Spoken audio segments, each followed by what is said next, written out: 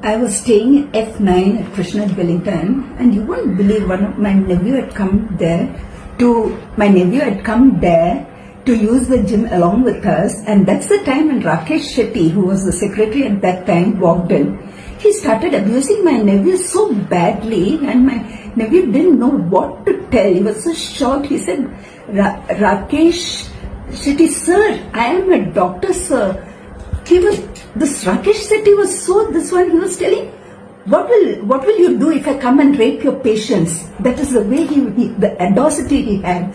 My nephew was so shocked, being a doctor, how come he is using these type of languages? And he totally was under depression, and then we all tried to pull him up. Being a doctor, we had to pull him out of all these problems.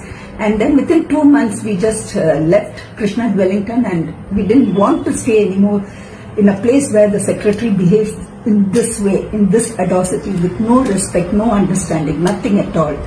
I really pity the old people who are staying there. Rakesh Shetty ಜೊತೆ ಪ್ರಶಾಂತ್ ಅಂತ ಒಬ್ಬ ಇದ್ದಾನೆ. ಅವನು ಇಬ್ರು ಸೇರ್ಕೊಂಡು ತುಂಬಾ ಎಲ್ಲರಿಗೂ ತೊಂದರೆ ಕೊಡ್ತಾ ಇದ್ದಾರೆ. 10 ವರ್ಷದಿಂದ ಅವ್ರ ಮೇಂಟೆನೆನ್ಸ್ ಕಟ್ಟಿಲ್ಲ, ಮತ್ತೆ ಯಾರಿಗೂ AGM ಸರಿಯಾಗಿ ಮಾಡಿಲ್ಲ. ಅವರು ನಮಗೆ ಮಾಡಲ್ಲ ಅಂತ ಹೇಳ್ತಾರೆ. ಅವ್ರು ಬಂದು ಯಾರಿಗೂ AGM ಮಾಡಿಬಿಟ್ಟು ಎಲೆಕ್ಷನ್ ಅಲ್ಲಿ ಯಾರಿಗೂ ಮುಂದೆ ಬರಕ್ಕೂ, ಮೊನ್ನೆ ನಮ್ಮ ಮನೆಗೆಲ್ಲ ಬಂದು ಮಕ್ಕಳೆಲ್ಲ ಹೆದರ್ಕೊಟ್ಬಿಟ್ರು. ಸಿಕ್ಕಾಪಟ್ಟೆ ಕೂಗಾಡಿದಾನೆ. ಬಂದು ಹೇಳಿದ್ರೆ ನನಗೆ 10 ವರ್ಷದಿಂದ ಅವನ್ ಮೇಂಟೆನೆನ್ಸ್ ಕೊಟ್ಟಿಲ್ಲ. ತುಂಬಾ ದೊಡ್ಡ ಗಂಟ್ಲಲ್ಲಿ ಕಿರ್ಚೋದು, ಕೆಟ್ಟ ಮಾತುಗಳು ಹೇಳಕ್ಕೆ ಇಷ್ಟ ಆಗಲ್ಲ. ಅವೆಲ್ಲ ನಮ್ಮ ಬಾಯಿಂದ ಬರೋದು ಇಲ್ಲ. ಮಾತಾಡಕ್ಕೆ ಅವೆಲ್ಲ ಹೇಳಕ್ಕೆ ನನ್ಗಾಗೋದಿಲ್ಲ.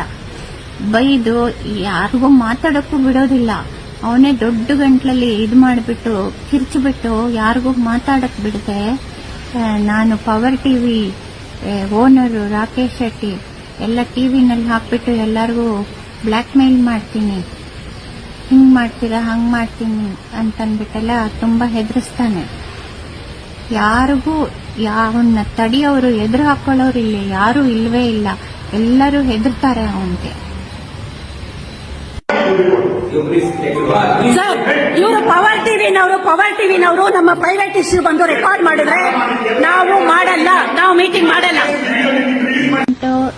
ಮತ್ತೆ ಗವರ್ಮೆಂಟ್ ಯಾರು ಹೆಲ್ಪ್ ಬರ್ಲಿಲ್ಲ ಅಂದ್ರೆ ಇಲ್ಲಿರೋ ಹೆಣ್ಮಕ್ಳು ಎಲ್ಲಾರು ಸೂಸೈಡ್ ಮಾಡ್ಕೋಬೇಕು, ಇಲ್ಲ ಅಂದ್ರೆ ಮನೆ ಬಿಟ್ಟು ಹೋಗ್ಬೇಕು. ಅವನು ಒಬ್ಬನೇ ನಾನೇ ರಾಜ ಅಂತ ಎಲ್ಲ ಬಿಲ್ಡಿಂಗು ಇಟ್ಕೊಂಡ್ಬಿಡ್ತಾನೆ ಅಷ್ಟೇ.